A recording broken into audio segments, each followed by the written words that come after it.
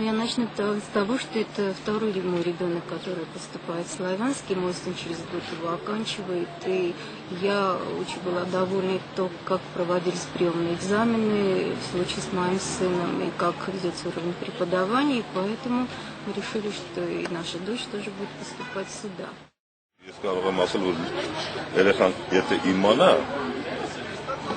ստանա հանգիստ։ Իմացողը կընտրվի։ Հնարավոր բան չի։